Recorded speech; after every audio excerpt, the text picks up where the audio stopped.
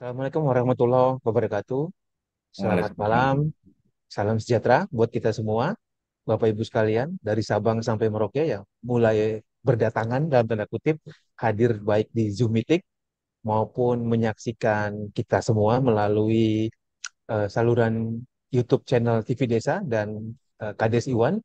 Jumpa lagi malam ini di episode ke-73 atau di tahun ketiga kajian desa bareng Iwan atau Kades Iwan yang tayang secara langsung sejak September tahun 2020 sampai hari ini. Alhamdulillah, puji Tuhan, kita sudah 73 episode dan malam ini 7 November 2023 kita akan membahas tema tentang hal yang cukup menarik yang tentu saja ini menjadi bagian dari evaluasi penggunaan dana desa selama tahun 2023, yaitu apakah BLT desa tidak tepat sasaran.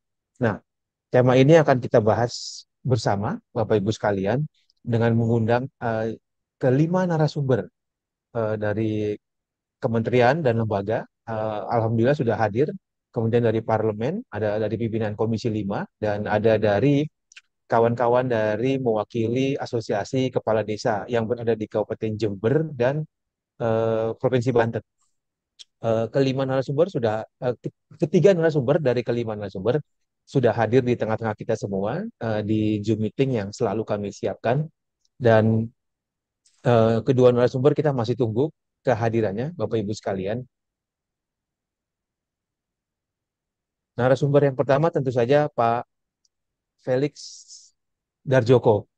Beliau Kepala Badan Pengawasan Keuangan dan Pembangunan atau BPKP Perwakilan Provinsi Kalimantan Utara. Beliau sudah cukup malang melintang berkarir di BPKP dan tahun ini dipercaya untuk memimpin perwakilan Provinsi Kalimantan Utara. Narasumber berikutnya adalah ada Pak Ridwan Bae. Ini beliau adalah pimpinan atau wakil ketua Komisi 5 DPR RI yang salah satu mitranya tentu saja adalah Kementerian Desa.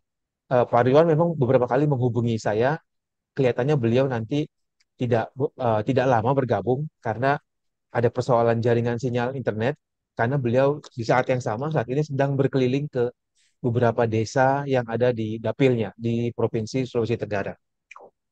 Narasumber yang ketiga adalah Pak Katiman.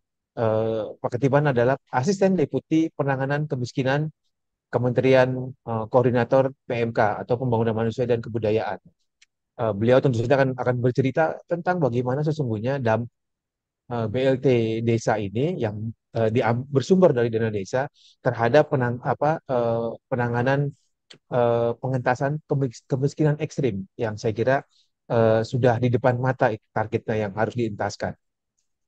Nah, narasumber yang keempat sudah hadir di Zoom meeting yaitu Pak Nurholis. Pak Nurholis adalah Kepala Desa Balangsari. Beliau juga Ketua Ada dulu, Pak. Asosiasi, beliau adalah Ketua Asosiasi Kepala Desa Kabupaten Jember, Jawa Timur.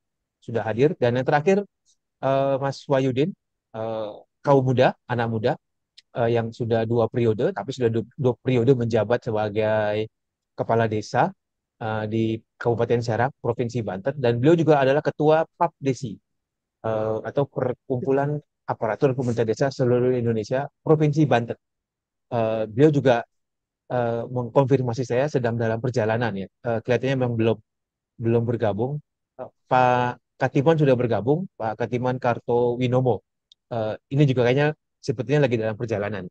Baik, kita sambil menunggu kehadiran kawan-kawan pegiat desa yang apa di Zoom meeting maupun yang sudah ada beberapa 20 lebih yang eh, hampir 30 yang menyaksikan kita di melalui saluran YouTube channel TV Desa dan Kades Iwan. Kita akan memulai diskusi kita apakah BLT desa ini tidak tepat sasaran, karena saya merujuk kepada beberapa data yang kami peroleh baik dari Kementerian Desa itu sendiri maupun dari BPKP. Eh, ada beberapa faktor yang menyebabkan kemudian BLT desa itu dianggap tidak tepat sasaran. Karena saya kira eh, BLT dana desa ini yang paling penting adalah membantu dan berdampak baik terhadap pengentasan kemiskinan ekstrim menurut saja. Dan jika ini tidak berjalan dengan baik, maka dibutuhkan evaluasi total terhadap pelaksanaan BLT dana desa. Dan kita ingat bahwa ada target 9,9% bahwa yang harus dicapai dalam tingkat kemiskinan desa, yaitu harus dicapai pada akhir tahun 2024 ini. Ini sesuai dengan apa yang ada di RPJM nasional. Bapak Ibu sekalian, saya kira ini pengantar sedikit dari saya eh, kepada Bapak Ibu sekalian yang mudah-mudahan bisa memantik jalannya diskusi kita ini yang sudah mulai dihadiri oleh pegiat desa, pendamping desa, ada teman-teman dari BPD, ada teman-teman dari perangkat desa dan kepala desa. Saya ke Pak Felix dulu. Assalamualaikum, selamat malam Pak Felix, Selamat malam, ya, Kepala selamat malam Perwakilan Kang Iwan. BPKP Kaltara. Terima Ya, kasih sudah hadir. Ini kali pertama ya, ya Pak? iya, ini Ya, agak apa namanya ya, deg-degan. ya. Mudah-mudahan warna kuningnya membuat tidak deg-degan. Oh, ini agak kecoklat-coklatan ini, nggak terlalu. Agak coklatan. Oh, di sini Pak terlalu silau kali ya. Baik, eh, baik Pak Felix, bisa sampaikan ke kita semua yang sudah hadir nih, baik di Zoom maupun YouTube channel, bagaimana BPKP melihat apa penggunaan BLT desa ini, eh, apakah tepat sasaran atau tidak tepat sasaran, lalu apa faktor-faktor yang membuat itu kemudian dianggap tidak tepat sasaran. Silakan Pak Felix. Eh, Baik, sebelumnya terima kasih Pak Kang Iwan. Saya menyampaikan apa namanya apresiasi yang tinggi dan ini kehormatan bagi saya menjadi bagian dari apa upaya literasi desa ini. Eh, Barangkali media ini justru saya akan belajar juga dari bapak-bapak teman-teman yang ada di dekat sekali dengan persoalan di desa maupun di level kebijakan. Nah, saya perkenalkan saya lagi, eh, saya dari BPKP ya, sebuah instansi pengawasan yang memang secara spesifik untuk yang terakhir ini Inpres 4 2022 itu mengamanatkan kepada BPKP dalam konteks kemiskinan ekstrim untuk mengkoordinir pengawasan yang dilakukan oleh APIP dan memonitor untuk memastikan juga bahwa program-program untuk sampai kemiskinan ekstrim 0% tahun depan itu bisa tercapai. Eh, Izinkan saya Pak Kang Iwan sedikit share ya supaya ada. Silakan Pak. Baik. Saya mungkin akan cerita dikit ya tentang eh, secara histori dari perspektif pengawasan kenapa BLT desa ini muncul ya. Kalau kita sebelum membahas terlalu jauh, ini kita sepakat dengan satu definisi.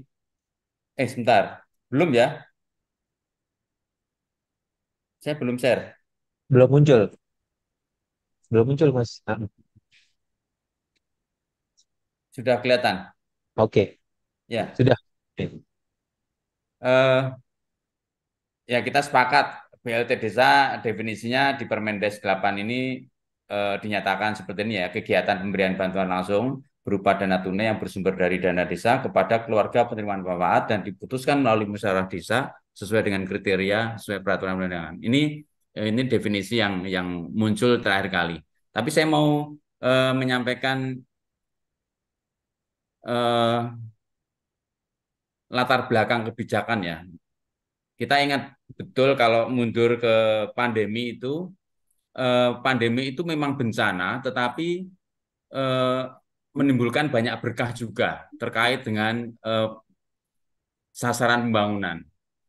Dengan pandemi, seperti disadarkan bahwa selama bertahun-tahun eh, data itu terabaikan dan data itu sangat penting.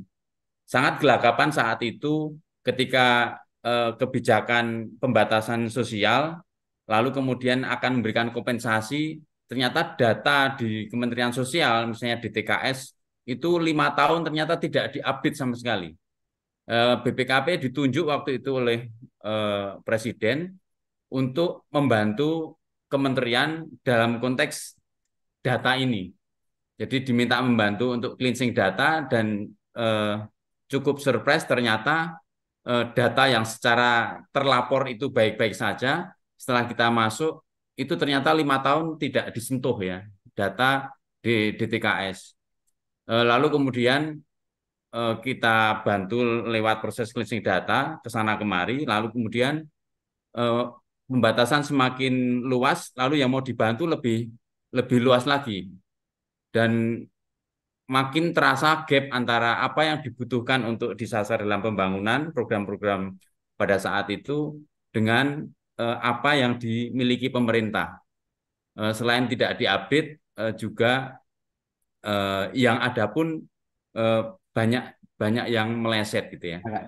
Nah, BLT desa yang kemudian muncul itu dalam pandangan kami itu opsi waktu itu untuk mengatasi gap bahwa data yang ada di pemerintah pusat itu gapnya sangat besar dengan kebutuhan.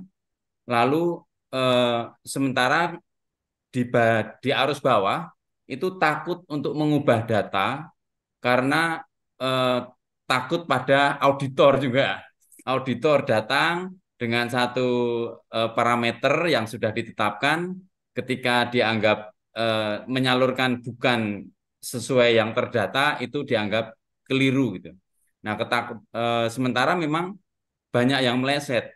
Lalu ruang BLT desa itu adalah opsi ketika ini perlu update dan yang paling tahu adalah desa, maka BLT yang sebenarnya program terpusat itu lalu ada namanya program BLT desa yang data sasaran itu diputuskan melalui musyawarah desa. Itu sepertinya menurut saya itu adalah sebuah opsi solusi untuk mempertemukan gap data yang data pusat itu cenderung ada banyak inclusion error ataupun exclusion error ya, sehingga BLT desa itu muncul.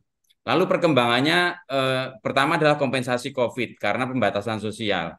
Lalu kemudian menggunakan alasan justifikasi pemulihan ekonomi dan sekarang COVID sudah dilepaskan, eh, BLT desa masih dikeluarkan programnya tahun ini yang diturunkan porsinya. Kalau tahun lalu adalah 40%, sekarang sudah diturunkan cukup drastis.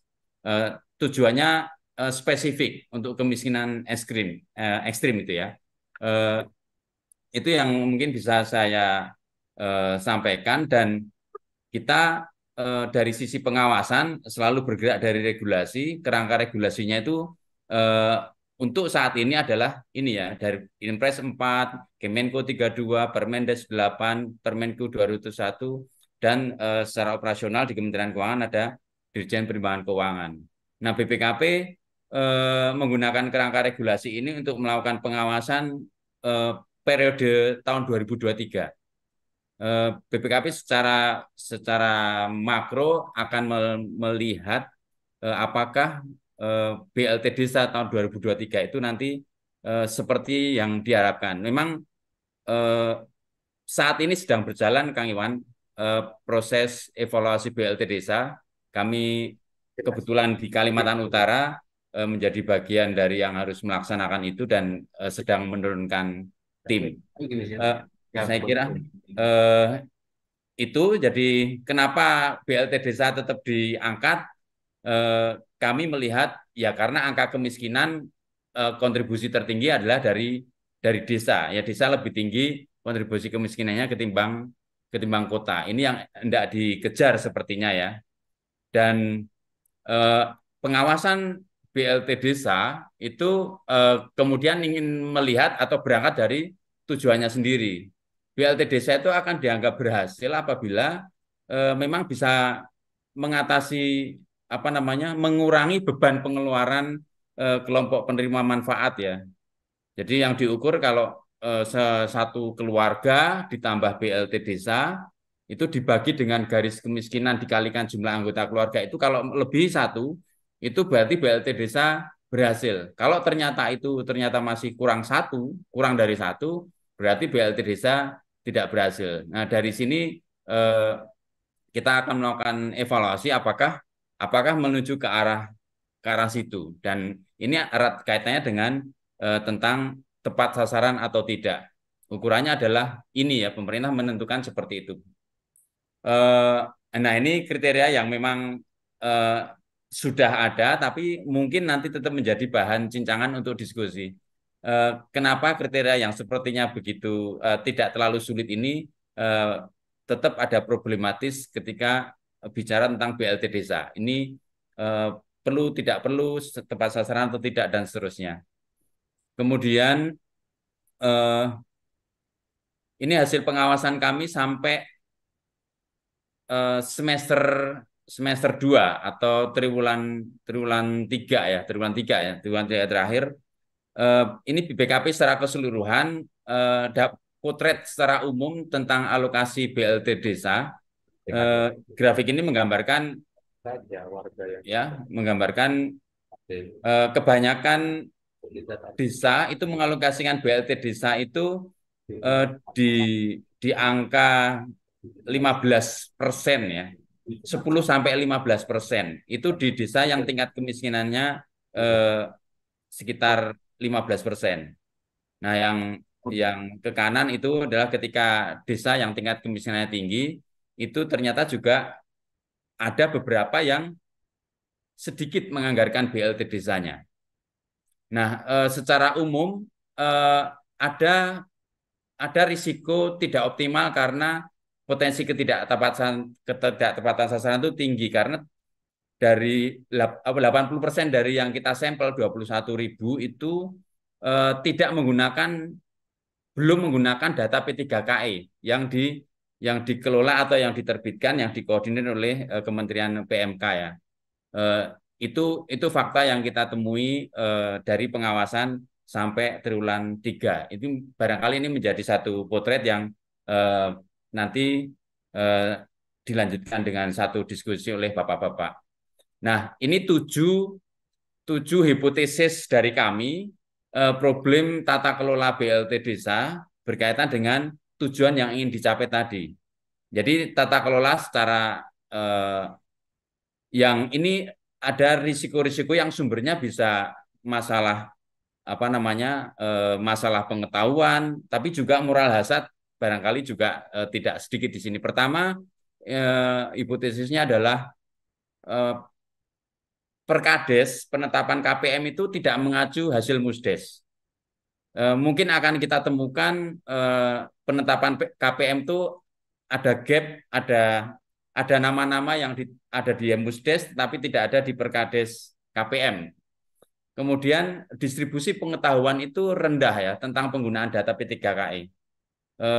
Banyak desa belum paham tentang bahwa untuk penetapan sasaran BLT desa itu menggunakan P3KI. Kemudian kriteria yang diusung oleh desa itu keluar dari Permendes 8 2022. Lalu dalam konteks Kementerian Keuangan yang mengatur penyaluran dana desa, desa diharuskan input atau update data KPM itu tidak dilakukan atau belum dilakukan. Nah, ini nanti problematikanya seperti apa, kenapa. Lalu kita masih memiliki hipotesis bahwa data ganda itu masih ada. Perbedaan data desil satu ya, kemiskinan yang paling paling tinggi ya, paling kesejahteraan paling rendah itu berbeda di KLD pengelola penduduk data miskin. Nah, kemudian ya alokasi BLT desa yang ditentukan diharapkan 10 sampai 25% sesuai kebutuhan yang dipandang oleh pusat itu ternyata banyak mengalokasikannya sedikit atau bahkan ada yang tidak mengalokasikan BLT desa. Yang ketujuh, perubahan nama KPM BLT desa itu tidak melalui musyawarah desa khusus. Nah, ini sumber-sumber permasalahan ini bisa saja memang ada masalah pengetahuan, ada masalah proses, ada juga masalah moral hazard di sini yang kita mungkin masih temui juga. Saya kira eh, itu Kang Iwan sebagai pembukaan dari diskusi saya dari sisi eh, perspektif kami di sisi pengawasan yang yang mudah-mudahan informasi dari Bapak-Bapak di sini dan itu akan memperkaya juga kami dalam merumuskan nanti informasi hasil pengawasan yang akan kita sampaikan kepada Presiden di akhir Desember ya, disampaikan oleh Kepala BPKP nanti untuk triwulan terakhir eh, tahun ini akan disampaikan di akhir Desember. Mudah-mudahan apa yang diharapkan oleh Bapak Presiden dan Bapak PLT Desa itu eh, menjadi program pokok dalam akselerasi eh, penghapusan kemiskinan ekstrim itu dapat terrealisir. Saya kira itu dulu yang bisa saya sampaikan, Kang Iwan. Terima kasih. Baik. Wassalamualaikum warahmatullahi wabarakatuh. Waalaikumsalam warahmatullahi wabarakatuh. Terima kasih Pak Felix, Kepala Perwakilan BPKP Provinsi Kalimantan Utara. Nah, saya kira tadi kita sudah dengar semua ya paparan beliau, karena memang tadi ada resiko ketidaktepatan sasaran penerima. Nah, tadi diungkap oleh beliau, Pak Felix, salah satunya dari 7 problem tadi ya, ada resiko tinggi, ini tidak tepat sasaran, terutama si penerimanya. Salah satunya adalah tadi yang saya kira ini nanti bisa disikapi oleh Pak Nurholis maupun Pak Wahyudin terkait tentang peraturan kepala desa yang kemudian berbeda datanya dengan hasil musyawarah desa sebagai forum tertinggi masyarakat desa. Nah, Pak Felix, sebelum ke narasumber yang lain ya, saya punya satu pertanyaan. Gini, karena Bapak dari Kepala Perwakilan Kaltara, saya ingin dapat potret Nah, saat ini evaluasi sedang dilakukan. Apa yang terjadi di Kalimantan Utara, Pak Felix, terkait BLT dan desa? Evaluasinya, singkat aja. oh ya, terima kasih Kang Iwan. BLT desa di Kalimantan Utara kalau dari sisi apa namanya wawancara secara umum memang eh, di Kaltara ini eh, mengklaim kemiskinan ekstrim itu sudah nol gitu. Recording in progress. Eh, Kemudian banyak artinya yang muncul ketika kami melakukan apa namanya pembicaraan pendahuluan bahwa sebenarnya harapannya apakah masih diperlukan BLT desa itu muncul aspirasi seperti itu. Eh, nah ini kalkulasi kalkulasi secara nasional dengan apa yang di desa itu memang bisa jadi memang ada gap. Nah dari sisi itu memang eh, di Kalimantan Utara yang problem kemiskinan itu memang menonjol hanya ada di 2 tempat ya, di Nunukan sama Tarakan. Kaltara ada ada lima kabupaten, 4 kabupaten 1 kota, sedikit aja, dan penduduk itu terkonsentrasi di Nunukan dan Tarakan, dan di situ ini memang eh, penduduk miskin itu banyak. Sementara yang di 2 kabupaten lain merasa tidak Hmm. ada penduduk yang akan disebut kemiskinan ekstrim karena eh, makanan tinggal ngambil di hutan atau di sungai seperti itu. Sepanjang makanan itu ada, sepanjang apa itu ada, mereka bisa mendapatkannya. Saya kira itu eh, kami masih dalam proses evaluasi yang kemarin kami sudah turun adalah kira-kira memang eh, sentuhan sentuhan dari sisi tata kelola bahwa desa itu perlu dibimbing oleh kabupaten kota dan kabupaten kota perlu didorong oleh pemerintah provinsi itu tidak begitu smooth gitu, Kang Iwan. Hmm. Saya kira itu dulu, Kang Iwan. Baik, Pak Felix, terima kasih. Sentuhan perlu ada katakanlah pembinaan berjenjang kalau apa yang tadi bisa kami bahasakan. Tapi memang ketika eh, ini mungkin potret Kaltara. Kita bisa melihat nanti bagaimana di provinsi lain, di kabupaten lain. Ada klaim bahwa tidak ada lagi kemiskinan ekstrim sehingga mereka menuntut untuk tidak perlu lagi nih ada BLT desa yang bersumber dari dana desa. Nah ini saya kira poin penting yang tadi Pak Felix sampaikan nanti yang bisa kita pertimbangkan atau bisa Pak narasumber lain untuk mensikapi. Terima kasih Pak Felix. Nanti tahan dulu. Kita akan buka sesi tanya jawab tentu saja. Saya ke Pak Ridwan, Pak Selamat, Pak Ridwan sudah gabung belum ya? Pak Ridwan Bai, Wakil Ketua Komisi 5 DPR RI. Sepertinya belum kelihatan ya.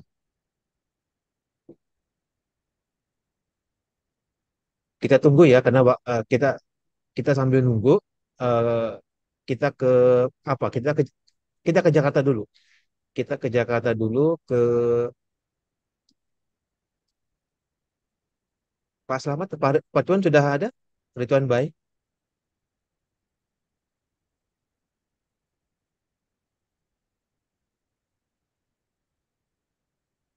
Belum ya? Oke, baik. Kalau gitu kita ke Jakarta dulu, ke Kementerian Koordinator Pembangunan Manusia dan Kebudayaan. Ada Pak Katiman, beliau adalah Asisten Deputi. Baik, ada Pak Katiman, Asisten Deputi Penanganan Kemiskinan dari Kementerian Koordinator PMK. Assalamualaikum. Waalaikumsalam, Kang Terima Iwan. kasih. Ya, wah masih di jalan ini. Masih ini belum Iya, nyampe. problem problem Jakarta kita tahu. Ya, baik, Itulah. Ya, Pak ya. Katiman, mohon maaf juga, ini kita berketemunya mendadak tadi pagi ya. Eh, Mungkin tadi sudah disampaikan oleh mewakili Kementerian Lembaga, BPKP Pak Felix. Lalu Ya. bagaimana Kementerian Kemenko PMK melihat efektivitas dan BLT desa yang bersumber dari dana desa ini terhadap menjadi bagian dari upaya untuk mengentasan kemiskinan ekstrim. Silakan Pak Katiman. Baik. Terima kasih, Kang Iwan. Assalamualaikum warahmatullahi wabarakatuh. Waalaikumsalam. Salam sejahtera untuk kita semuanya. Terima kasih diberikan kesempatan pada forum ini. Salam kenal juga Pak Felix dan juga Pak Salam kenal Pak Nurholis Iwan. dan juga Bapak Ibu narasumber yang lain dan juga dari yang lain-lain. Saya lihat pesertanya cukup beragam dan saya senang ini Pak Iwan karena sekaligus bisa sosialisasi ini beras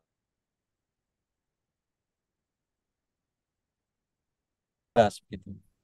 Nah, satu poin yang ingin saya di awal memang di Kemenko PMK ini kita kebagian tugas untuk mengawal datanya. Jadi kita melalui keputusan Menko PMK itu sumber dan jenis data untuk kemiskinan ekstrim itu ditetapkan melalui keputusan Menko. Nah, itu yang kemudian dipakai untuk seluruh provinsi, kabupaten, dan kota. Namanya data P3KE. Jadi ini kepanjangannya eh, pensasaran percepatan penghapusan kemiskinan ekstrim. Jadi disingkatnya P3KE. Memang kami yang mengawal di pusat. Nah, khusus untuk terkait dengan desa, memang ini data ini digunakan macam-macam, Pak, termasuk dana desa. Jadi tadi pagi kami juga baru rapat dengan Kementerian Keuangan untuk formulasi dana desa, alokasinya itu juga mempertimbangkan jumlah penduduk miskin sesuai dengan data yang di P3KE. Nah, kebetulan memang ini kalau dikaitkan dengan BLT desa, ini juga kita sangat berharap ini bisa menggunakan data itu. Nah, saya ingin eh, share 2 slide saja, Kang Iwan, mungkin untuk nanti nambahin informasi yang tadi disampaikan oleh Pak Felix. Ini kebetulan saya ya dari ini aja, saya ngutip dari Kementerian Keuangan aja. Ini yang kebetulan memang mengurusi data tentang alokasinya. Jadi kalau kita lihat di sini memang kalau kita mau kaitkan dengan penurunan kemiskinan ya, pojok kanan atas ini ya, sejak pertama kali dana desa diluncurkan sampai kemudian tahun 2023. Jadi kira-kira ini 7 tahun, 8 tahun lah ya. Ini turunnya cuma sekitar 2%-an ya. Jadi sangat kecil sekali, khusus untuk di desa. Nah kemudian kalau kita lihat memang dari tahun ke tahun, ini kalau data Kementerian Keuangan per 17 Oktober ya, ini kita lihat sebenarnya sudah ada alokasi 8 triliun yang sudah disalurkan sekitar 77% ya. Ini kalau kita lihat di sini dari target 10 triliun. Nah, ini sudah ada datanya semua saya kira. Nah, kemudian kalau kita lihat lagi ini data dari mulai tahun 2020 ya, 21, 22, 23. Ini juga menunjukkan bahwa BLT desa diberikan terus sesuai konteksnya ya. Konteks COVID, kemudian terakhir adalah konteks kemiskinan ekstrim yang tadi juga disampaikan oleh Pak Felix ya. Nah, dari sini kita bisa melihat sebetulnya memang eh, kalau kita kaitkan ya dengan kemiskinan ekstrim dan kemiskinan reguler itu memang cukup bervariasi. Nah, satu lagi ini saya ingin share yang eh, biasa dipakai oleh Kementerian Desa ya. Ini eh, kriteria penerima BLT. Nah, ini pula nanti yang kira-kira bisa mengurai tadi ya Pak Felix ya. Kira-kira kenapa ya kalau misalkan kita hubungkan dengan BLT Desa tadi data P3KI-nya belum dipakai. Nah, kalau kita lihat dari sini poin 1, 2, 3 dan dikuatkan dengan peraturan Menteri Desa, ini sudah jelas sebetulnya. Jadi diprioritaskan yang berdomisili di desa bersangkutan dalam desil 1. Nah, desil 1 ini adalah 10% yang paling miskin. Jadi ini kalau kita buat desil itu biasanya sampai 10, tapi yang kita sampaikan kepada pemerintah daerah itu desil 1 sampai 4. Nah, kita harapkan 4 desil itu bisa diintervensi. Nah, yang poin kedua, ini kalau calon calon penerima BLT-nya itu tidak ada desil 1, boleh desil 2, 3, dan 4. Nah, baru Ya. ketiga, kalau kemudian sudah tidak ada lagi, nah ini boleh menetapkan indikator sesuai dengan konteksnya bisa ada A, B, C, dan D. Nah, kemudian di Permendes tambah satu lagi, keluarga yang terdapat anggota difabel. Nah, ini dari sini kita nanti kalau kita diskusikan, kita bisa melihat seperti disampaikan oleh Pak Afid tadi, kenapa sih kok apa namanya data P3KI belum dipakai. Nah, ini salah satu yang ingin kami sampaikan juga ke seluruh pendamping desa juga. Sebenarnya data P3KI ini ada di seluruh Bapeda. Jadi data by name by address itu semuanya ada di Bapeda masing-masing kabupaten dan kota. Jadi itu yang kita minta sebetulnya Bapedanya untuk melakukan verifikasi dan validasi data. Nah, validasi datanya itulah yang kemudian menggunakan mekanisme musyawarah desa sehingga nanti bisa data balikannya disampaikan ke kami lebih tepat lagi karena sudah ditetapkan melalui Musdes, kemudian ditetapkan oleh Pak Kades, kemudian direkap di tingkat kabupaten, ditetapkan oleh kepala daerah. Nah, itu yang kemudian menjadi patokan kita, data balikan di nasional, sehingga nanti kita sesuaikan di atas yang cocok berapa, yang tidak berapa, ada alasannya, kemudian yang kira-kira nanti yang layak tapi tidak masuk di kedua-duanya. Nah, itu yang kemudian bisa diusulkan untuk nanti ditambahkan. Nah, secara singkat begitu. Nah, kami memang melakukan beberapa monitoring aja ini Pak Felix, Kang Iwan, dan Bapak Ibu sekalian. Memang untuk yang eh, BLT yang data ini, jadi sebenarnya memang karena tidak ada sharing dari Bapeda ini, rata-rata desa nanya ini, mana nih datanya, kira-kira gitu. Nah, ada beberapa juga yang OPD yang juga nanya gitu, ini datanya mana gitu. Padahal data itu saya tiap hari kebetulan karena sebagai penanggung jawab itu tanda tangan PAST namanya, Berita Acara Serah Terima Data. Nah, itu bersama dengan kepala Bapeda masing-masing kabupaten kota di seluruh Indonesia yang ada datanya itu. Nah, harapan kami sebetulnya itu tadi verifikasi validasinya itu melibatkan pemerintah desa sehingga nanti ketika mau digunakan untuk alokasi PLT desa, nah itu bisa tepat sasaran. Nah, memang betul tadi untuk wilayah-wilayah yang timur, Pak Felix, terutama ini ada 2 provinsi yang kebetulan memang mendekati 0%, Kalimantan Utara dan Kalimantan Timur kalau tidak salah. Nah, itu memang eh, pengecualian ya, di situ ada 2 itu sebetulnya bukan tidak ada orang miskinnya, tapi memang Iya. ada sedikit ini apa namanya sampling data karena kalau yang data dari BPS itu biasanya kan Susenas ya. Nah, sampling datanya untuk wilayah ini mungkin agak kurang, jadi tidak menemukan. Di samping memang penduduk miskin ekstrim sudah sangat berkurang jauh. Jadi BPS mengatakan ini nyari sampelnya miskin ekstrim sudah agak susah gitu. Jadi sampelnya tidak bisa representatif untuk di seluruh kabupaten kota. Nah, kebetulan Kaltim dan Kaltara ini memang 2 provinsi yang sebenarnya secara absolut masih ada, masih banyak, tetapi secara nasional angka disurvei dengan sampling itu memang tidak terlalu kelihatan karena nyari sampelnya agak susah. Nah, untuk yang begitu Pak Felix, biasanya kita sampaikan kepada pemerintah daerah. Ini tiap hari kami nerima Pak Felix, konsultasi dari Pemda, dari DPRD, semuanya datang ke kantor kami. Nah, kami sampaikan memang eh, 4 desil itu ya jadi patokannya. Kalau nggak ada desil 1, harusnya desil 2, desil 3, Iya, desil iya. 4. Nah, kalau memang kurang lagi, beberapa daerah juga minta kami sampai desil 7 datanya. Hingga nanti bisa kalau sudah 4 nggak ada, bisa naik ke 5 dan sebagainya. Nah, itu menjadi dasar pada saat melakukan musyawarah desa. Nah, ini walaupun ya BLT desa ini kalau kita lihat dari tahun ke tahun semakin agak berkurang. Jadi kalau tahun lalu masih 40% earmarknya ya untuk dana desa, sekarang sudah turun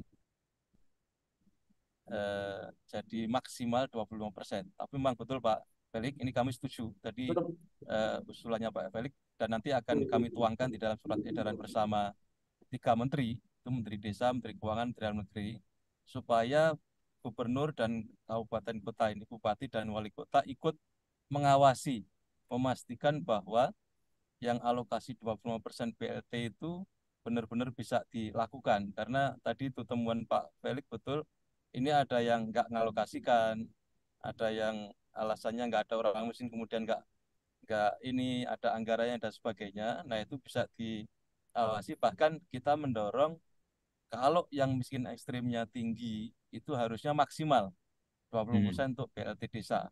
Di samping yang PKTD ya, padat karya tunai desa. Nah, itu ada alokasinya sendiri. Nah, kira-kira untuk memantik diskusi itu Pak eh, eh, Baik, Pak Felix, Kang Iwan dan Bapak Ibu sekalian, beberapa perlu dilakukan. Terima ya. kasih, Kang Iwan. Baik, makasih Pak Katiman, Asisten Deputi Penanganan Kemiskinan Kementerian Koordinator PMK. Pak, mungkin bisa disikapi satu pertanyaan dari saya secara singkat. Eh, Tadi Pak Ferry juga menyebut ada problem data. Bapak juga mempertegas persoalan data ini. Kenapa kok tidak digunakan? Tapi bagaimana dengan koordinasi di antara kementerian-kementerian yang ada di Kemenko PMK, terutama Kemendes nih Pak, dalam rangka tadi mencari solusi atas problem data. Karena kan kita ketahui, nanti mungkin teman-teman pendamping bisa berkomentar. Di Kemendes itu selalu mengklaim datanya cukup banyak, data SDGs, data dan sebagainya, yang tiap hari diupdate oleh para PLD. Nah, lalu bagaimana Kemenko PMK bisa menjembatani problem data ini eh, antara Kemenko PMK, Kemendes dan ke daerah, Pak Katiman? Ya, baik, Iya. terima kasih. Jadi sebetulnya karena data ini P3KI ini adalah amanah Inpres, jadi Hmm. kita memang meminta semuanya menggunakan data ini. Jadi sekarang sudah ada 25 KL ya, termasuk Kemendagri, itu juga kita padan datanya dengan NIK Dukcapil, Kemensos dengan DTKS, padu padannya. Nah, kemudian khusus untuk desa sebetulnya eh, desa ini bisa bisa meminta dari Bapeda, atau sebenarnya Kementerian Keuangan pun sudah punya juga datanya sebetulnya. Jadi ini yang eh,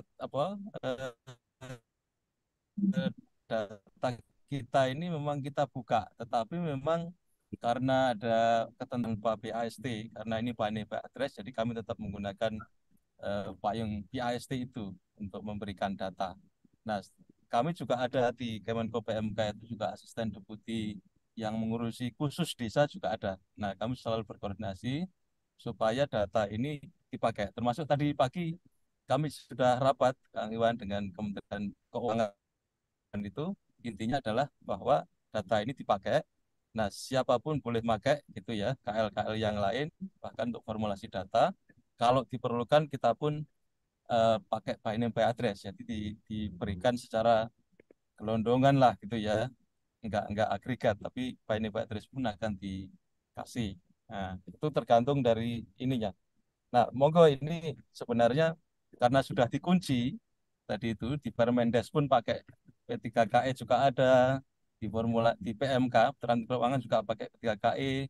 Jadi sebenarnya tidak ada masalah Kang Iwan, karena ini kesepakatannya karena secara regulasi, dan kemarin ditegaskan lagi di rapat di Sekretariat Kabinet Baik, sampai tahun depan pakai 3KE sesuai dengan Impres. Terima kasih. Baik, makasih Pak Katiman Kartowinomo, Asisten Deputi Penanganan Kemiskinan. Baik, tadi kita sudah jelaskan, tapi sesungguhnya banyak catatan yang nanti bisa direspon nih oleh Pak Nurholis dan Pak Wahyudin dari kawan-kawan kepala desa. Baik, Pak Ridwan Bae belum belum juga bergabung. Kita jalan terus diskusi ini sambil menunggu Pak Ridwan, Wakil Ketua Komisi 5 DPR RI. Nanti mudah-mudahan di akhir atau di ujung diskusi ini dia bisa bergabung. Kita ke Jember dulu, Jawa Timur.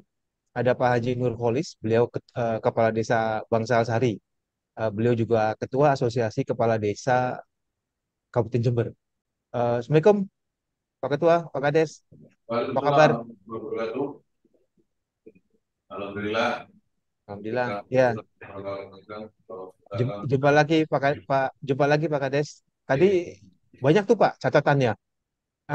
Memang ujung-ujungnya adalah forum Musdes ya. harus harus memastikan eh, siapa penerima yang layak dari BLT dana desa ini.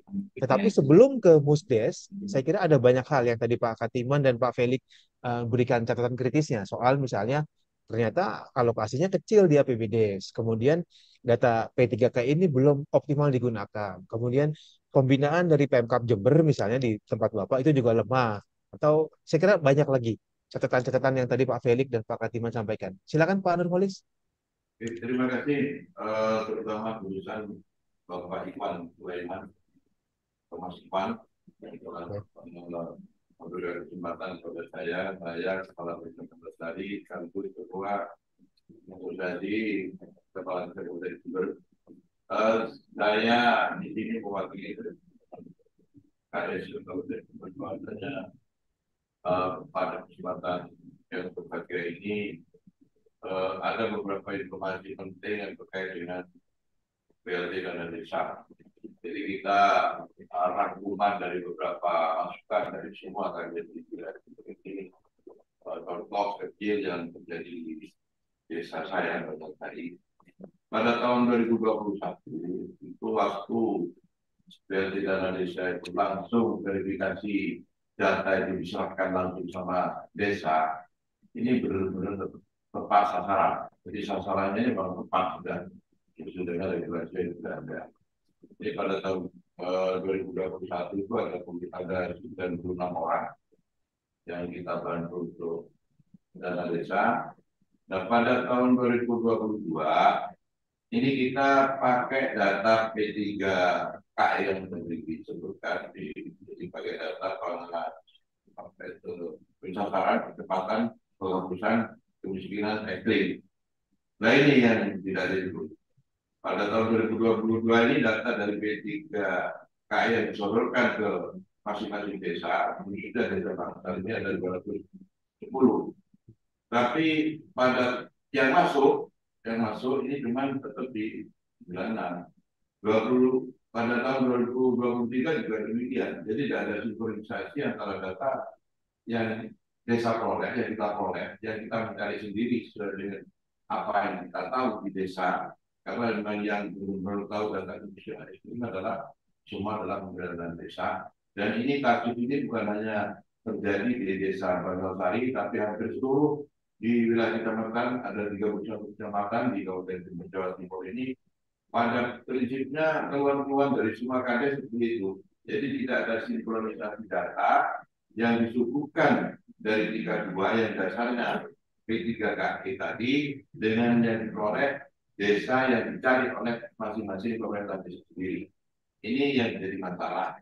Paling tidak ke depan seperti tadi sudah diungkapkan oleh Bapak Jen dan desa tadi bahwasanya di sini ada perlu sinkronisasi data antara lembaga kementerian. Jadi kita yang di bawah ini tidak kelabakan. Kadang-kadang yang terakhir ini kita sebagai kepala desa banyak sorotan penting dari masyarakat yang sudah tadinya dapat tahu-tahu terhapus dengan data P3KI tadi. Nah, sasarannya kurang pas. Ini dilema. Jadi terutama kita di sebagai kepala desa ini banyak sorotan dari masyarakat. Akhirnya modelnya kembang pilih. Nah, kita sendiri mencatatkan masyarakat menerima BLT dengan kasus seperti ini ya kita hanya bisa menyalurkan bahwa ini bukan dari pemerintah desa karena dikaitkan dengan politik ini riskan sekali. Jadi kita hanya menyalurkan bantuan dana yang dari pusat, bukan itu. Jadi data yang diperoleh kita dari pusat. Itu aja sementara ini Pak yang bisa saya informasikan. Karena berkait dengan data di TKS yang data aktual ini juga kalau disebutkan dengan data yang ada untuk semua kegiatan-kegiatan sosial ini banyak sekali yang tidak sinkron memang yang ada di masing-masing desa, khususnya di desa kita Pondok Sari. Jadi sementara ini saja dari saya Pak, mungkin nanti diskusi kita lanjutkan. Dan terima kasih sekali karena sudah memberikan kesempatan untuk bisa berdiskusi di forum nasional ini berkat di desa. Semoga selalu di desa lebih berjaya, lebih banyak gunanya bagi masyarakat Indonesia, khususnya Mas Iwan Sulaiman, Merdeka Desa. Wassalamualaikum warahmatullahi wabarakatuh. Terima kasih. Waalaikumsalam Waalaikumsalam. warahmatullahi wabarakatuh. Makasih Pak Nurholis. Pak Nurholis, saya kira tadi eh, mencikapi soal data ya, Bapak Ibu sekalian. Tidak ada Ya, sinkronisasi data yang berasal dari atas, ya. dari pemerintahan desa-desa. Sehingga itu bagi Pak Nurholis dan teman-teman kepala desa di Jember eh, di bawah itu menyulitkan, menyulitkan. Nah, saya kira ini sinkronisasi data ini yang seperti apa ya nanti mungkin baik Pak Katiman maupun Pak Felix juga bisa merespon ini. Tapi Pak Nurholis, kalau di Desa Bangsal Sari sendiri seperti apa? Katakanlah di apa dana desa 2023 ini, mungkin bisa ceritakan sedikit ke kita capaian-capaiannya terkait soal BLT desa. Berapa yang dianggarkan di APBD? Apakah tepat sasaran? Mungkin sedikit bisa cerita kondisi kepala desa yang Pak Nurholis pimpin kalau di Bangsal Sari. Monggo Pak. Kalau nanti alhamdulillah memang tadi saya sampaikan bahwa BLT dana desa khusus melalui proses penyaringan karena di sini dimusdeskan dulu Hmm. sesuai dengan tempat sekarang kan tahun 2021 96 ini sudah melalui pengetatan verifikasi dan perlu kita bantu. Nah setelah dari 96 kita bantu itu memang ada prosesnya juga, jadi ada prosesnya juga. Nah seiring berjalan waktu tadi sudah saya informasikan bahwa dari 96 ini angkanya meledak, mengembang karena ngambil dari data PT P3KI tadi menjadi 210. Nah, 2023 ini yang 96 awal ini habis, ikut di 210. Nah ini yang tidak sinkronisasi data. Di sini kalau untuk manfaatnya yang dari awal 2021 itu betul-betul ada manfaatnya karena ada di desa kami itu ada pengguna dana desa ini untuk BES. Ini memang ada beberapa kegiatan dan sifatnya untuk meningkatkan pemberdayaan masyarakat di sampah dan kemudian. Jadi memang nanti kalau untuk dana desa sendiri sementara ini dari data yang ada fakta yang di lapangan sekarang sudah sampai 96 Pak. Jadi dengan adanya bantuan BLT dana desa ini kemungkinan ekstrim yang data dari P3K ini benar-benar berkurang karena kita ini desa mandiri lah. Jadi bantuan hari ini Oke. desa mandiri. Gitu. Terima kasih. Jadi Pak Ketua, teman-teman di Jember masih butuh BLT desa, dana desa 2024. Kalau secara umum masih Pak, cuma data ini yang perlu disinkronkan. Oke, baik. Baik, baik Pak Nurholis, Ketua Asosiasi Kepala Desa Jember. Saya kembali menyoroti soal data sama seperti Pak Felix dan Pak, karena ada risiko ketidaktepatan yang sangat tinggi. Saya kira ini harus kita antisipasi ya. Oke, sebelum saya melihat Pak Ridwan Bae, Pak Wahyudin, Ketua Papdesi juga belum hadir, tapi teman-teman udah banyak yang mau tanya nih. Ada 120 orang yang hadir menyaksikan kita di channelnya TV Desa melalui saluran YouTube. tapi belum mengirimkan pertanyaan tertulis sepertinya sampai dari 120 orang kurang lebih. Tapi dari yang hadir, eh, silakan saya buka tanya jawab dulu deh. Oh, ada siapa? Oh, Hairudin dari Al-Misbat. Mas, ya, apa kabar? Silakan, masih di mute. Masih di mute Hairudin. Halo? Ya, ya, silakan Hairudin dari Al-Misbat, Jakarta ya.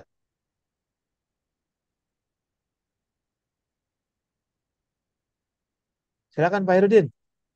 Masih di mute, masih di mute. Buka dulu mute-nya.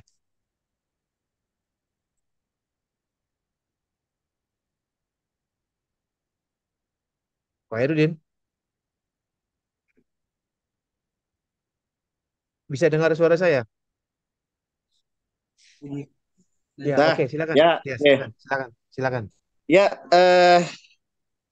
terima kasih atas kesempatannya.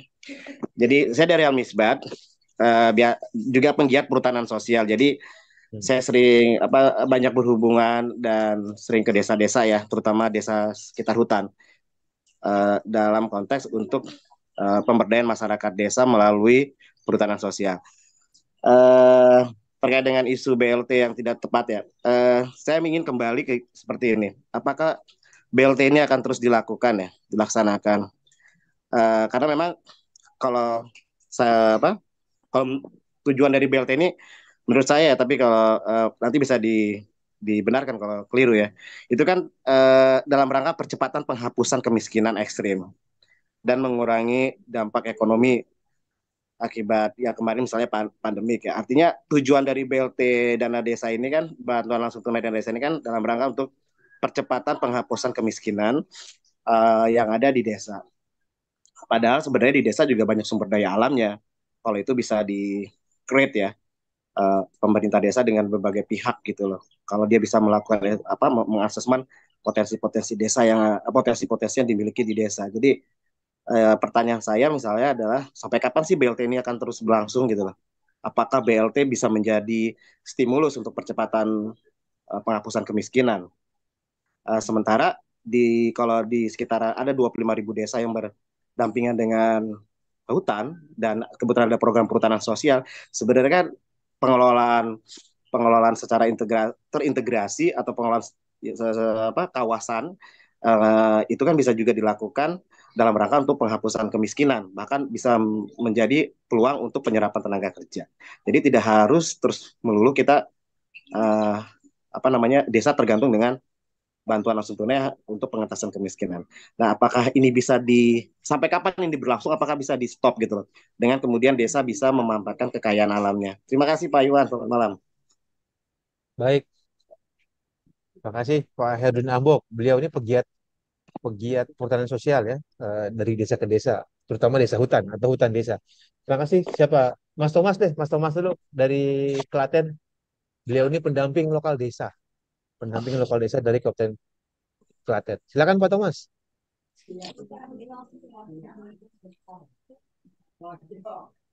Masih di mute Pak Thomas.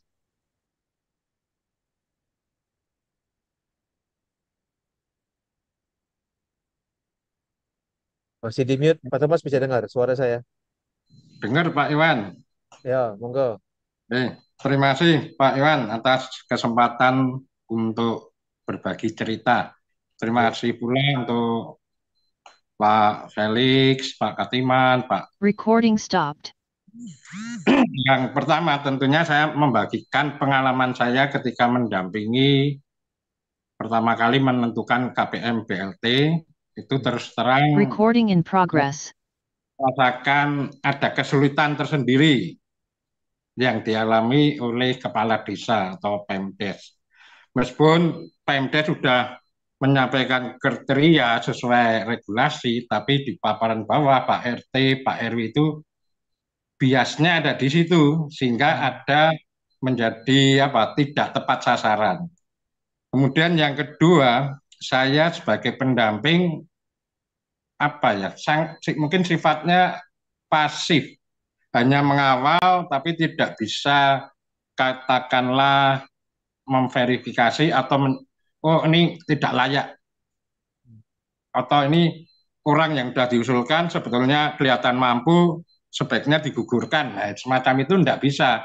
Umpama telah di Musdes sudah diputuskan BNBA, saya dikasih kesempatan untuk memverifikasi, maka hari besok saya datangi ke rumah masing-masing. Ini si penerima ini layak enggak? Kalau mama ini layak ya saya kasih centang. Ini tidak layak, tolong diganti dan sebagainya. Ini akan bisa memperkecil tidak tepat sasaran. Sehingga peran pendamping pun juga lebih efektif kalau punya apa ya tugas memverifikasi. Itu yang kedua. Yang ketiga, saya sangat sependapat dengan Pak atau Mas Karudin tadi. BLT itu hanya salah satu cara untuk menghapus kemiskinan ekstrim. Saya yakin ini sifatnya hanya sementara lah, karena apalagi ini juga kebijakan sifatnya populis. Buat saya lebih baik itu mendorong, memberdayakan masyarakat dengan menggunakan potensi-potensi desa yang ada. Sebetulnya di prioritas penggunaan dana desa itu juga sudah ada ruang untuk pemberdayaan, contohnya BUMDes, ketahanan pangan, dan sebagainya. Sayang ini belum digarap lebih lanjut oleh para tokoh elit desa. Hanya mungkin sampai sekarang Pemdes sama BPD, tokoh elit desa masih terpacu pada kegiatan infra. Sehingga ya mau tidak mau ya warga desa yang miskin itu yang saya yakin nggak akan terangkat, nggak akan terhapus, malah justru menjadi manja. Nanti berharap dapat BLT, bantuan PKH, dan sebagainya. Kalau saya pribadi, desa punya kewajiban untuk mensejahterakan masyarakat desa. Terima kasih, Pak Iwan. Baik, terima kasih Pak Thomas. Saya kira ada contoh kasus sederhana dari beliau. Eh, Penting tapi sederhana, bikin checklist agar itu tadi untuk meminimalisir ketidaktepatan sasaran dari PLT desa. Nanti kita juga akan dengarkan pengalaman lainnya dari teman-teman yang lain yang sudah siap-siap mau bertanya. Sebelum ke Aceh, baru kita ke Sulawesi Tengah. Saya ke Gorontalo dulu deh. Saya ke Gorontalo dulu. Ada Mas Romeo. Ya, Mas Romeo Ya, terima dari kasih. Bone Bolango ya? Dari mana? Dari Kabupaten Gorontalo, Pak. Oh, Kabupaten Gorontalo. Oke, silakan Mas Romeo. Baik, Singkat. terima kasih Pak atas kesempatan. Assalamualaikum warahmatullahi wabarakatuh. Senang sekali bisa bergabung dengan Bapak-Bapak. Paling ini insya Allah bisa menambah pengalaman kami yang ada di Gorontalo. Paling provinsi yang barusan terbekar. Sedikit berbagi Pak menyangkut hal yang pernah kami alami untuk pembagian BLT. Kalau di kami itu kemarin memang sudah dari pihak kabupaten maupun provinsi sudah menyodorkan data P3KE. Setelah kita lakukan verifikasi ya dengan lembaga BPD, LPM, para kadus, ternyata banyak orang-orang yang tidak potensi untuk kita berikan bantuan. Nah, hal itu untuk meminimalisir supaya tidak tepatnya sasaran yang kita akan berikan, maka kita buat satu indikator. Ada berapa indikator yang kita buat? Ada 4 itu, kalau tidak salah kemarin yang kita sempat lakukan. Tapi acuannya berapa indikator juga itu kita mengacu di PMK, bukan penerima bantuan sosial lainnya. Salah satunya itu salah satu indikator.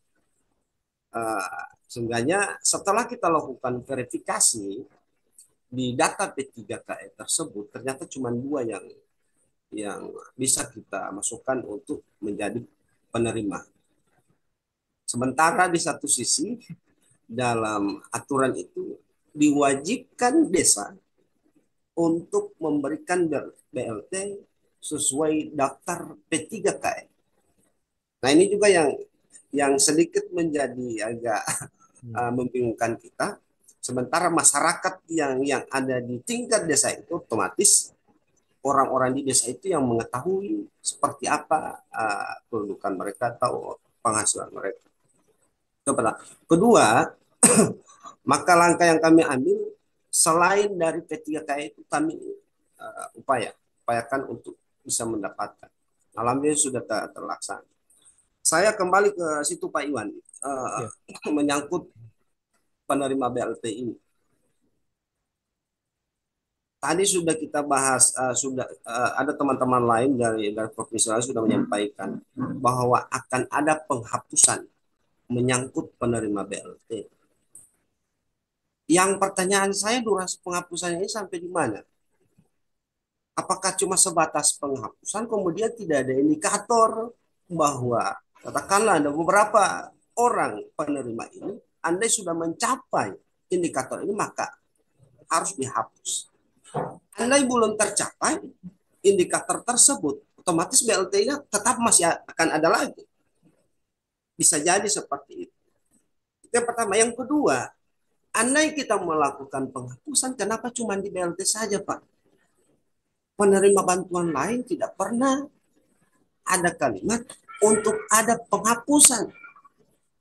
Nah, kenapa cuma mereka-mereka yang terdaftar dalam data P3KE penerima BLT yang ada perkataan bahwa akan dihapus?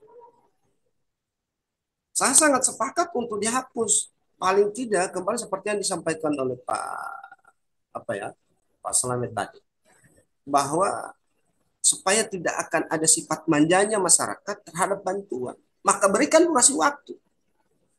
Anda yang berumur 30-an, 5 tahun ke depan, kau bisa menyerap bantuan ini. Tapi ada pembagian umurnya. Tapi hal ini kalau tidak dilakukan, Pak, pasti masyarakat tetap akan berharap. Contoh kasus ini yang kita alami, Pak. Mohon maaf, ini bukan tapi sedikit pengalaman. Di saat kita berikan sesuatu terhadap masyarakat itu, kemudian mereka mendengar ada bantuan lain, maka mereka akan bersuara, Pak, bisa tidak kita dikasih lagi? Tapi insya Allah dengan pertemuan pada malam hari, walaupun hanya lewat Zoom meeting, soalnya bisa mendapatkan solusi, dan itu menjadi harapan kami bisa menambah pengalaman ke depan seperti apa untuk bisa mensejahterakan masyarakat yang selama ini menjadi beban kita semua. Barangkali hanya itu Pak Iwan, terima kasih sekali lagi. Saya dari Kabupaten Gorontalo. Pendamping, Mas Romeo pendamping desa? Saya termasuk orang yang penggiat desa, Pak. Oh, pegiat desa. Baik. Ya. Baik. Kasih Pak. Ya. Terima kasih Pak Romeo. Ya. Waalaikumsalam warahmatullahi wabarakatuh. Dari Kabupaten Gorontalo. Saya kira wacana beliau tadi mempertebal ya soal wacana BLT dana desa tidak diperlukan lagi. Tapi di Permendes nomor 7 tahun 2023 saya kira sudah ada 7 isu prioritas penting. Salah satunya adalah pengentasan kemiskinan ekstrim, dan itu juga masih menggunakan instrumen BLT desa. Terima kasih Mas Romeo. Nanti disikapi oleh narasumber. Saya ke Aceh dulu. Ini pemirsa setia TV Desa, Mas Gadimun. Assalamualaikum, Mas. Apa kabar?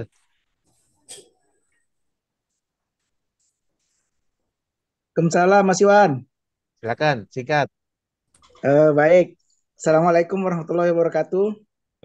Waalaikumsalam. Salam sejahtera buat kita semua. Terima kasih kepada narasumber, Pak Pelik, Pak Katimin. Kemudian saya apresiasi ini buat Pak Haji Nurholis. Begitu saya lihat duduk udah tidak seperti di kantor desa lagi, sangat luar biasa kantor desanya. Di Aceh Singkil Pak nggak ada yang seperti itu. Pingin sebenarnya kita Pak. Baik Bapak-Bapak sekalian. Yang pertama saya hanya ingin coba flashback ke belakang bahwa BLT dana desa ini kan awalnya dari tahun 2020 itu untuk penanganan penanganan COVID. Karena orang nggak bisa kerja, orang nggak bisa keluar rumah, maka dikasihlah bantuan. Karena apa? Untuk menambah nilai, kalau yang saya bilang nilai beli, ya. Karena pada saat itu nilai belanja masyarakat tuh, nilai beli masyarakat tuh sangat kurang sekali, sehingga dibantulah BLT yang awalnya dulu persentasinya kalau saya tidak salah itu sekitar 40%. Kemudian ditetapkan lagi setelah COVID tahun 2023 ini minimal 10% dan paling besar 25%. Yang dalam PMK 201 syarat KPM-nya itu mengacu, ya, mengacu bukan menjadi apa yang ada di data P3KI itu dikasih semua, tapi mengacu kepada data P3KI. Itu yang disyaratkan di dalam PMK 201. Nah, jadi ini juga kepada yang kami hormati Pak Katiman juga, Pak, kami di Aceh Singkil, Pak, data P3KI itu bukan nggak bisa dipakai, tetapi banyak sekali yang sudah tidak relevan lagi. Misalnya dari 32 orang yang terdaftar di data P3KI itu hanya 14 setelah diklarifikasi, setelah diverifikasi, setelah diverifikasi dan divalidasi oleh desanya. Jadi Tidak bahkan update. yang sama sekali memang nggak bisa dipakai.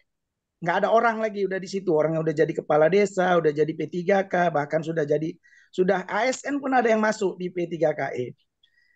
Jadi pengalaman kami di lapangan, Pak, yang selalu jadi pertanyaan sama kepala desa, mungkin ini juga apa yang disampaikan oleh Pak Haji Nurholis tadi, dari mana data P3K ini sumbernya? Kan gitu, itu yang pertama. Sehingga itu tidak sinkron. Nah, bolehlah itu dipakai, kemudian kalau tidak ada diambil dari desil 1, dia tidak ada desil 1, desil 2, desil 3, dan seterusnya. Kemudian dari data DTKS. Nah, data DTKS itu Pak, tidak semua desa bisa memperoleh. Dan sangat sulit sekali DTKS itu diperoleh desa. Jadi kalau tidak ada di data P3KI, seharusnya data DTKS yang diambil yang dia tidak sama ada namanya di dalam data P3KI. Nah, ini yang buat desa kadang sangat susah untuk menentukan KPM. Kemudian dibaca lagi di bawahnya, kalau memang tidak ada dia tercantum di data P3KI, di data DTKS, ya hasil musyawarah seperti yang disampaikan oleh Pak Katimin tadi berdasarkan PMK 201 berbagai syarat bla bla bla bla di bawahnya. Nah, inilah yang dipakai oleh desa. Ya. Jadi diambil dari data P3KE, ada sebagian juga desa dapat dari data DTKS. Sehingga tidak terjadi tumpang tindih antara yang dapat BLT desa, dapat juga dia di PKH. Tapi kalau kami di Aceh Singkil itu memang tidak ada yang double dapat BLT dan dia dapat PKH. Nah, kemudian ini juga Pak Katimin perlu juga dipahami, perlu juga disosialisasikan bahwa kemiskinan ekstrim dengan miskin itu beda. Kemiskinan ekstrim itu ya dia nilai pengeluarannya itu kalau saya tidak salah sudah ada meningkat 14.000 per hari per orang ya berdasarkan perhitungan Badan Dunia. Sedangkan miskin itu tidak terhitung seperti itu. Jadi yang di data P3K itu, Pak, itu bisa tuntas sebenarnya di 2024 kalau diverifikasi dan diklarifikasi oleh desa.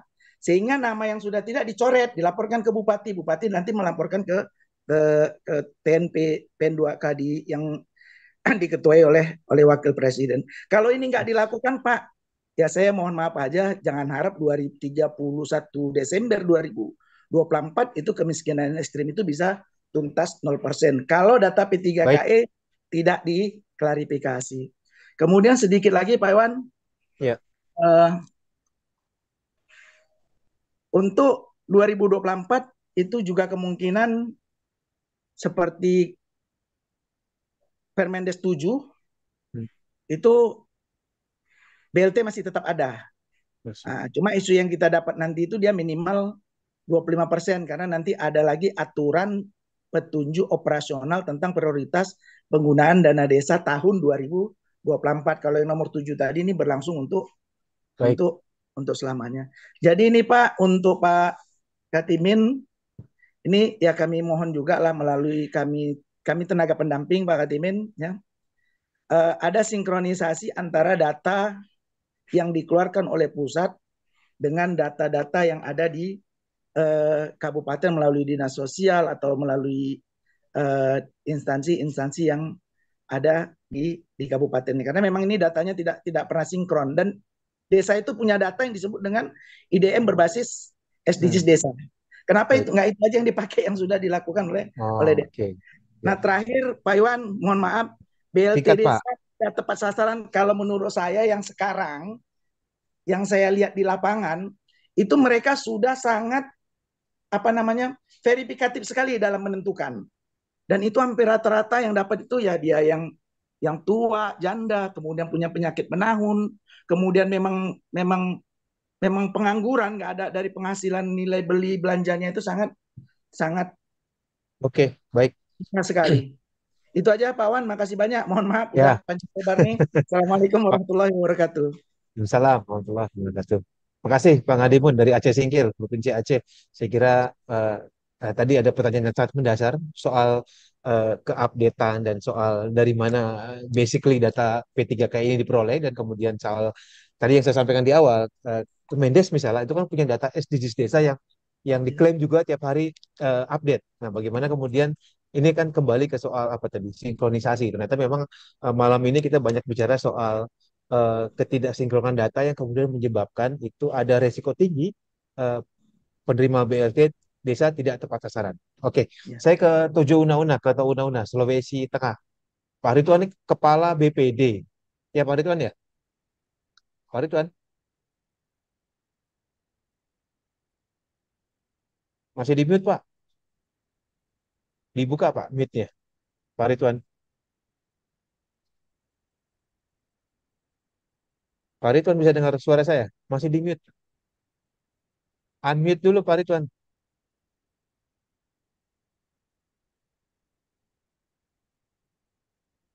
Ya, silakan Pak.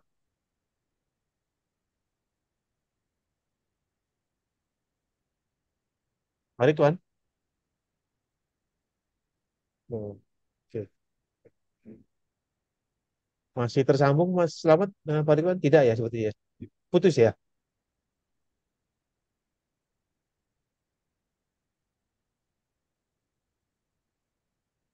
Pak Ridwan join audio dulu Pak Ridwan.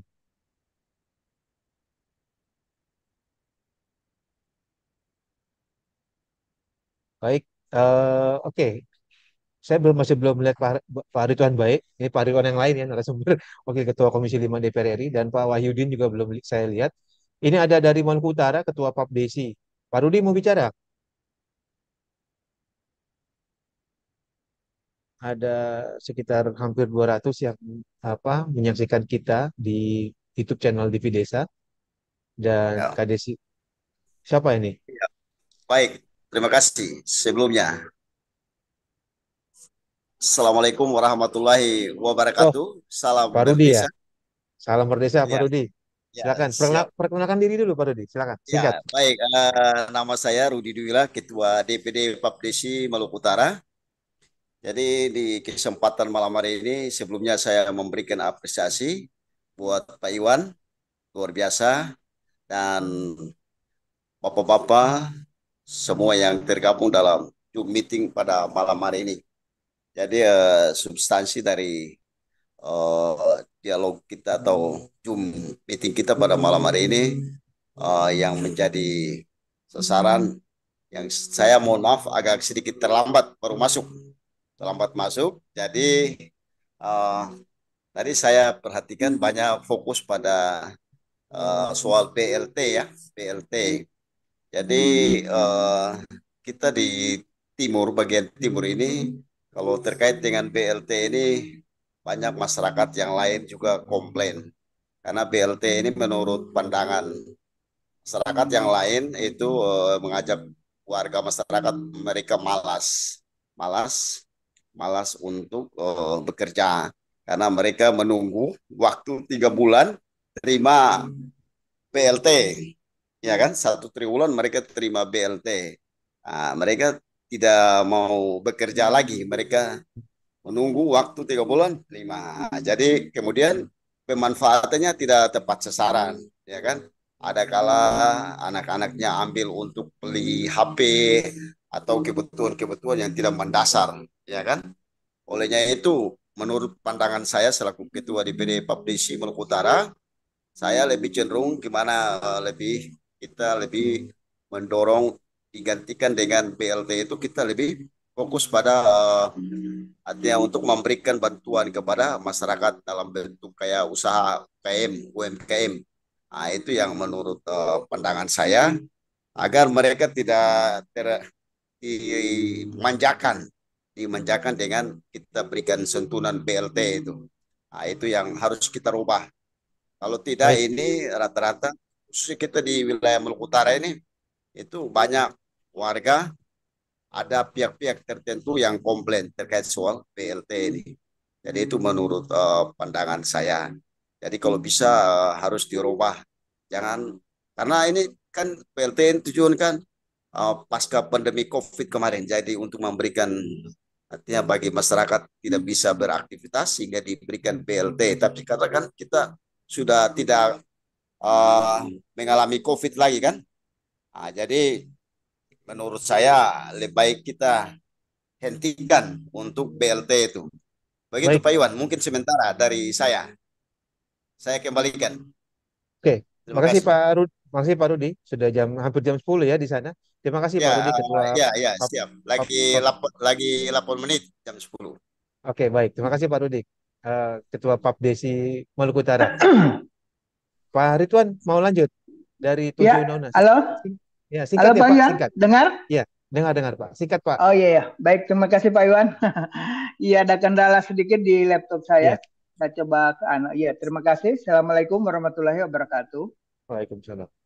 Iya, saya BPD, salah satu ketua BPD di Kabupaten Tojo Una-Una. Jadi kaitan dengan tema kita malam ini yaitu apakah BLT tepat sasaran? Yang pertama kami sampaikan untuk 2023 ini kami desa saya itu menyiapkan untuk KPM BLT itu 35. Dari 35 ini ternyata karena di Permendes 8 itu kan desil 1 berdasarkan untuk PKI itu desil 1. Ternyata desil 1 yang diberikan oleh Dinas Sosial hanya 1 orang. Kita pindah ke desil 2 hanya 2 orang. Berarti desil 1, 2 ini hanya 3 orang. Sehingga kami, Pak Kades itu mengambil alternatif masih ada yang perlu dibantu untuk BLT. Ya seperti yang lanjut usia, yang tinggal sendiri, yang difabel, yang penyakit kronis. Sehingga dari 35 itu hanya 3 orang yang masuk di P3KM. Kaitan dengan data ini, karena tadi sudah banyak saya dengar yang menyampaikan data ini perlu sinkronisasi dari pemberi data ke desa. Ya, kemarin kami diberikan oleh Dinas Sosial data P3K itu desil 1 sampai 4. Yang kami bisa gunakan ini hanya desil 1, 2. Karena desil 3, 4 rata-rata kalau menurut kami karena kami BPD yang melihat sendiri langsung ke masyarakat, desil 3, 4 itu sudah rata-rata sudah tidak perlu dibantu lagi kaitan dengan BLT. Sehingga alternatif yang kami musyawarahkan di desa itu mengambil seperti apa yang saya sampaikan tadi, ada yang lanjut usia, yang janda sendiri, tinggal sendiri, tidak punya sanak keluarga, itulah sehingga BLT kami tahun ini 35. Kemudian kami tadi menyurat ke Dinas Sosial untuk permintaan data, siapa tahu ada data terbaru untuk tahun 2023 kaitan dengan regulasi yang seperti tadi disampaikan oleh Pak siapa itu, bahwa untuk 2024 itu masih desa masih mewajibkan untuk BLT. Sehingga kami meminta data di Dinas Sosial, ternyata Dinas Sosial sampaikan minta di Bapeda datanya. Jadi inilah yang kesulitan kami di desa. Data ini antara satu OPD, katakanlah dari Dinas Sosial, kemudian baru 3 hari lalu ada dari Perindakom membawa data juga P3KE. Kalau dari dinas sosial desil 1 orang, kalau di Perindakop desil 1-nya 20 orang. Jauh. Makanya sinkronisasi data ini yang membingungkan kami di desa, Pak Iwan. Baik. Antara OPD itu Perindakop membawa data juga P3KE itu desil 1 itu 20 orang. Sedangkan sosial hanya 1 orang. Ya.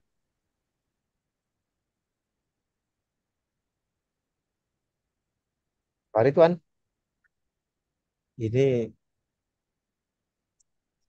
kayaknya masih ada masalah Ini mudah-mudahan ini sinyal. data P3 di tempat kami. Barangkali ini Pak Iwan, mudah-mudahan Baik. bisa ada solusi dari PMK itu Baik. tadi. Bagaimana data Baik. ini bisa terupdate di desa kami. Baik. Terima kasih. Assalamualaikum warahmatullahi wabarakatuh. Waalaikumsalam. Terima kasih Pak Ridwan, Kepala BPD ya di salah satu desa di Iya, Tujuh Pak Iwan. Una-Una. Ketua BPD Iya, di di desa saya. baik Sulawesi Tengah. Baik, Pak Rudi oh sebentar, kita udah di penghujung ya. Pak Rudi ada yang mau disampaikan lagi?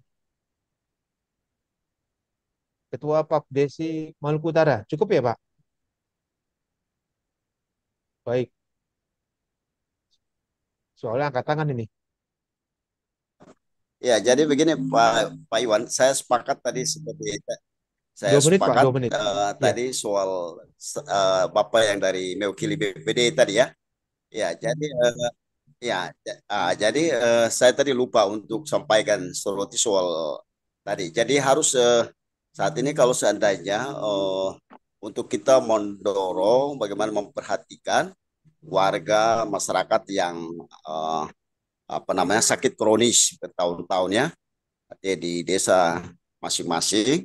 Jadi mungkin kita kolaborasi dengan dinas sosial ya kan di baik, daerah kabupaten kota masing-masing untuk gimana kita validasi kembali, kita bisa validasi kembali nama-nama bansos ya, nama-nama bansos yang ada di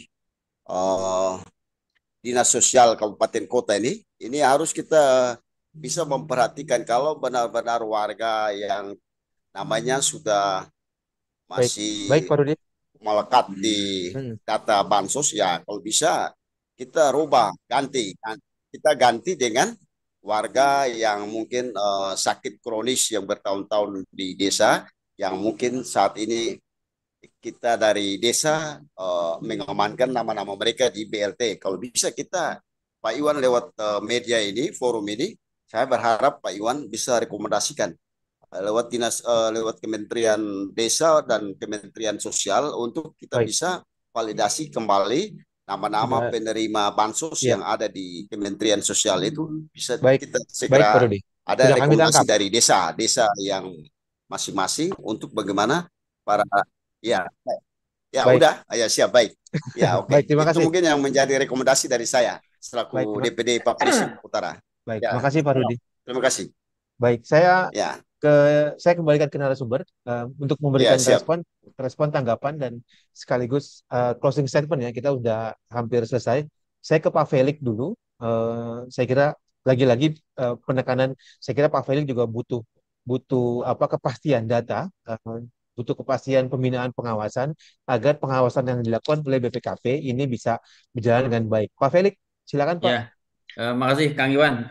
Sedikit Ya, banyak apa yang disampaikan teman-teman tadi, Pak Ngadimun, Pak Rudi, Pak Ridwan, dan tadi lupa saya. Sedikit banyak memberikan bukti hipotesis kami ya, bahwa ada problem di bawah yang ketika secara nasional itu sepertinya baik-baik saja, tetapi di bawah itu sebenarnya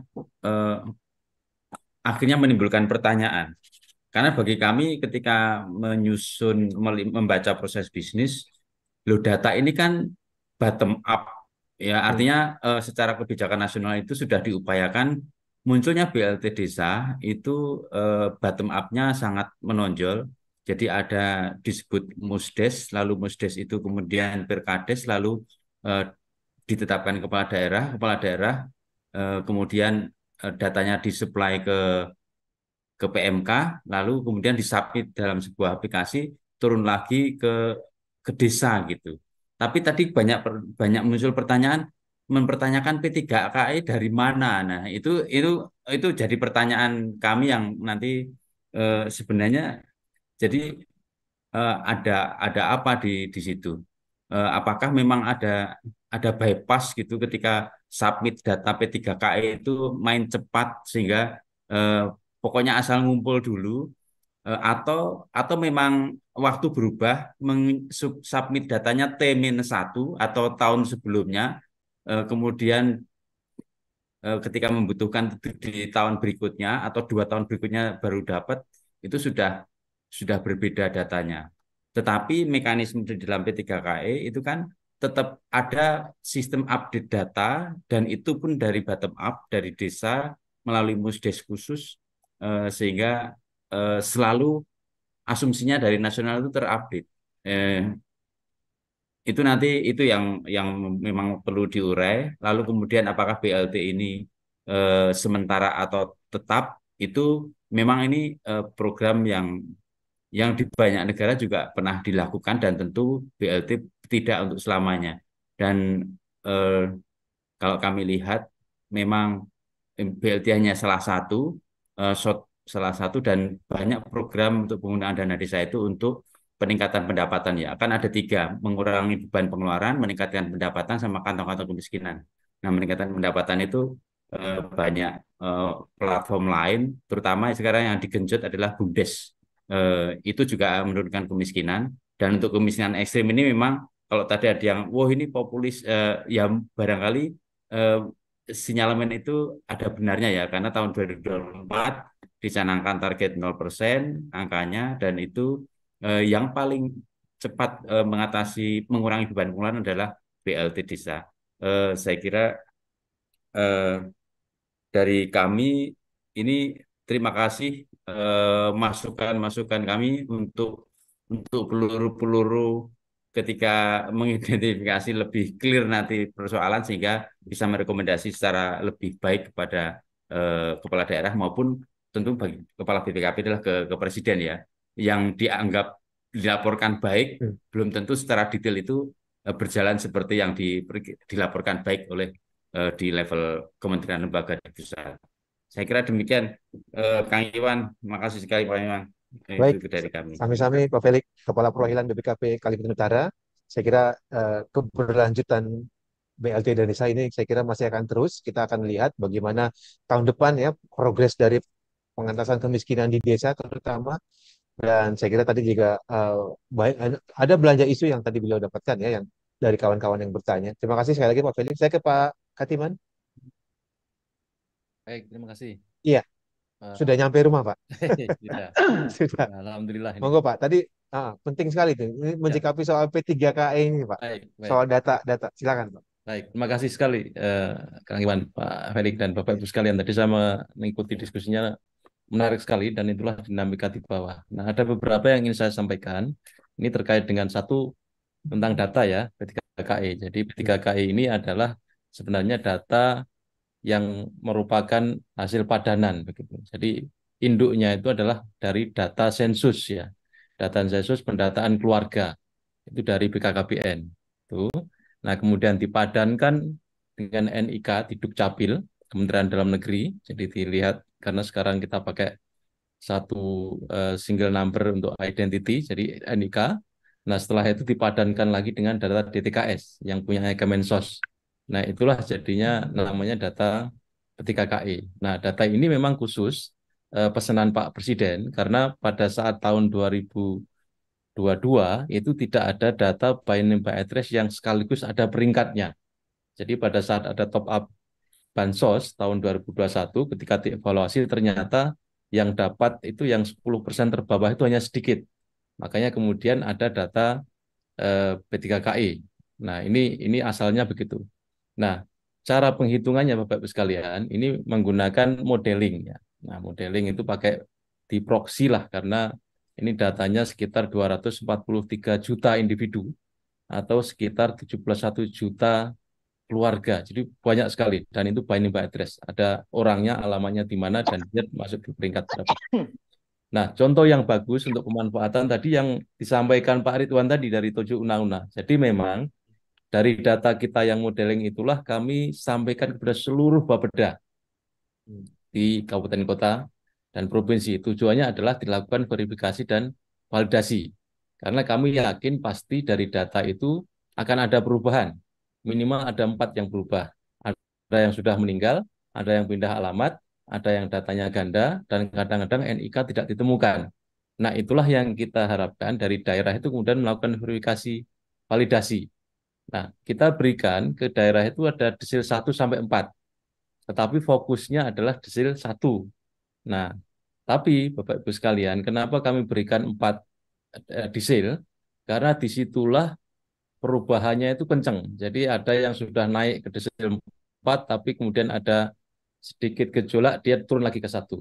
Ada yang sudah di 4 gitu tiba-tiba turun, ada yang sudah naik dan sebagainya. Makanya kemudian kita berikan 4 desil itu untuk dilakukan intervensi serentak. Jadi dia yang 1 naik ke 2, ke 3, ke 4, yang 4 tidak turun lagi. Nah, di situ.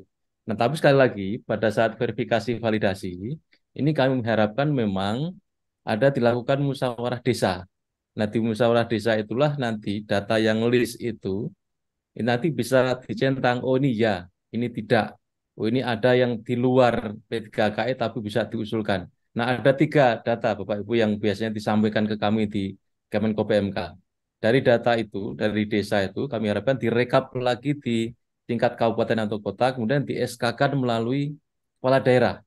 Nah, itulah yang kemudian dikirim ke kami. Nah, kami sesuaikan datanya di tingkat pusat. Sehingga nanti ketika direkap dan diolah kembali, diperingkat kembali, itu nanti errornya sudah berkurang. Nah, pasti ada error.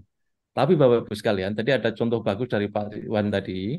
Memang itulah sebetulnya tujuannya. Jadi dijadikan sebagai dasar, tetapi konteksnya disesuaikan dengan daerah masing-masing. Jadi ibu-ibu yang sudah lansia, yang disabel, itulah sebetulnya sasaran yang realnya, yang dia harus dimasukkan. Sehingga tadi merespon yang disampaikan mulai dari awal, Bapak Ibu, ini sampai kapan gitu ya. Nah, ini yang kebijakannya memang dari pusat terus-menerus dikurangi. Dari kalau kemarin 40%, sekarang cuma 25%, tahun depan berkurang lagi dan sebagainya, dan kita arahnya kepada pemberdayaan memang.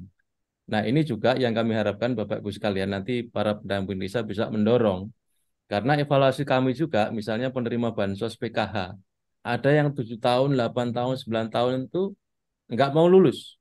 Ya, sudah tadi itu disampaikan manja dan keenakan tadi.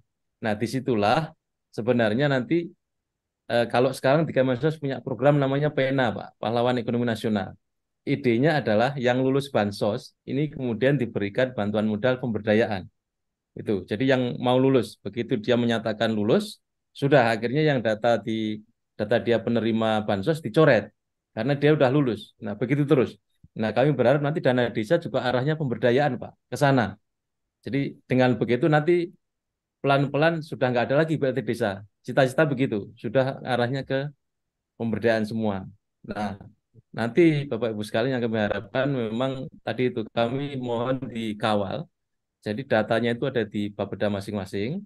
Itu nanti diminta untuk diverifikasi sampai ke desa, kemudian ditetapkan kepala desa, direkap di kepala daerah, dikirimkan ke kami, sehingga kami nanti datanya bisa kami ini lagi, sesuaikan lagi. Dengan begitu errornya moga-moga tambah kecil, walaupun datanya sangat dinamis Bapak Ibu sekalian. Ada 3 yang kami sampaikan tadi menjawab Pak Milik, Pak. Ada 3 Pak mekanisme updatingnya. Oh iya, Pertama iya, iya. top down. Tunggu, Jadi sedikit yang lagi top down ini. ini Pas saya ada bicara ini. setiap tahun melakukan revisit atau pendataan untuk keluarga-keluarga yang yang dinyatakan sudah mampu sehingga nanti bisa dicoretin. Ini yang top down. Jadi setiap tahun dilakukan namanya pendataan keluarga. Biasanya 1 bulan. Yang kedua ini pendataan bottom up yang tadi dari Musdes tadi. Yang ketiga ini pendataan yang sifatnya agak top down, ini biasanya dilakukan oleh dinas sosial. Nah, ini yang kadang-kadang memanfaatkan atau menggunakan para pendamping bansos, PKH, BPNT dan sebagainya. Yang keempat ini sebenarnya ada mekanisme yang langsung bisa mengusulkan. Jadi kalau misalkan tidak ada di P3KE, tidak ada di DTKS, tetapi kemudian ini baru ya dirasa layak gitu. Nah, itu yang biasanya diusulkan lagi oleh kepala daerahnya. Ini yang tidak ada TDKS, tidak ada PTKKE, tetapi menurut kami itu layak sehingga kami usulkan. Nah, kami beberapa kali ke daerah Pak Iwan, Pak Felix, itu untuk mengecek kembali usulan-usulan baru yang di luar DTKS dan di luar P3KI untuk kemudian dimasukkan. Biasanya mekanismenya adalah yang penting masuk DTKS dulu, setelah itu kemudian dia punya akses bansos, nah kemudian dipadankan dengan data P3KI. Nah, sesuai Inpres memang P3KI ini nanti sampai tahun 2024, jadi sampai akhir Desember. Nah, moga-moga nanti benar-benar sudah tercapai 0% sehingga yang sifatnya bansos tadi itu bisa dikurangi. Bahkan Kemensos pun sudah agak keberatan kalau harus memberikan bansos terus. Sehingga dia juga mulai ke pemberdayaan. Apalagi dana desa kami berharap memang arahnya balik lagi ke pemberdayaan karena COVID sudah nggak ada, ekonomi sudah pulih, ekstrimnya nanti 0%, sehingga kesananya sudah pemberdayaan lagi. Terima kasih Pak Iwan, respon kami. Baik, terima kasih Pak Katiman, Asisten Deputi di Kementerian Koordinator PMK. Sepertinya memang koordinasi harus diperkuat antara pemerintah desa dengan pemerintah kabupaten ya, dan terutama kabupaten soal apa Bapeda, karena data itu sesungguhnya ada dan ada proses yang bottom up juga, verifikasi validasi itu kemudian harus dilakukan lewat mekanisme musyawarah desa misalnya. Jadi desa masih berperan saya kira untuk memastikan soal updating data ini agar tepat sasaran BLT desa. Terima kasih sekali lagi Pak Katiman, kita ketemu lagi nanti di talkshow Kades Iwan berikutnya. Sekarang terakhir ya ke Pak Nurholis, Ketua Asosiasi Kepala Desa Jember. Ya, Pak Nurholis silakan respon dan iya silakan Pak. Terima kasih. Ini sudah dijelaskan, sudah diharapkan kita kalau bantuan dengan KPN itu ke depan pemerintah yang tidak bisa dari dari top down, tapi dari bottom up, dari bawah ke atas. Pemerintah ini fungsinya nanti bisa yang pertama kita sebagai saya itu bahwa suara pilihan itu kan masih ada beberapa usia masih ada beberapa enak itu beli, tapi kalau yang dari milik yang juga dari bawah sesuai dengan lahan insya Allah kira-kira sampai tadi yang sudah disampaikan banyak kepada dan dari sekarang bagi para jaya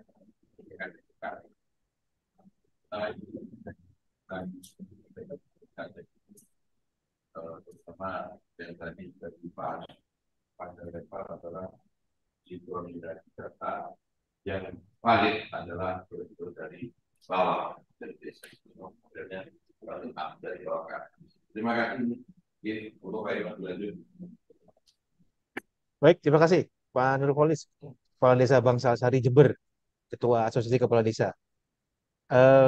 Saya kira sama seperti di awal, beliau menekankan soal apa tadi, sinkronisasi data. Saya kira malam ini kita sepakat soal tepat sasaran BLT desa itu adalah kuncinya di data. Dan tadi Pak Katiman, Pak Felix juga sudah sampaikan bahwa ya di permukaan seperti baik-baik saja, tapi sesungguhnya di bawah ini ada banyak problem. Dan problem itu mengerucut kepada persoalan ketersediaan data, maka butuh sinkronisasi, butuh validasi, butuh apa lagi? Butuh koordinasi saya kira antara pemerintah desa dengan pemerintahan di atasnya secara berjenjang. Baik, terima kasih Bapak Ibu sekalian yang sudah hadir di Zoom meeting dan ada sekitar hampir 300 orang yang nonton kita di YouTube channel TV Desa. Sekali lagi terima kasih yang ada di nonton di YouTube channel TV Desa dan spesial tentu saja Pak Nurholis, Pak Katiman, Pak Felix. Terima kasih sudah hadir sebagai narasumber. Baik, Bapak Ibu sekalian, kita sudah di penghujung talkshow malam ini. Kita ketemu lagi Selasa depan di tema-tema yang insya Allah akan lebih menarik pada Selasa yang akan datang. Dan saya mohon maaf jika ada hal-hal yang tidak berkenan. Saya mohon pamit. Kita ketemu Selasa depan dan wassalamualaikum warahmatullahi wabarakatuh.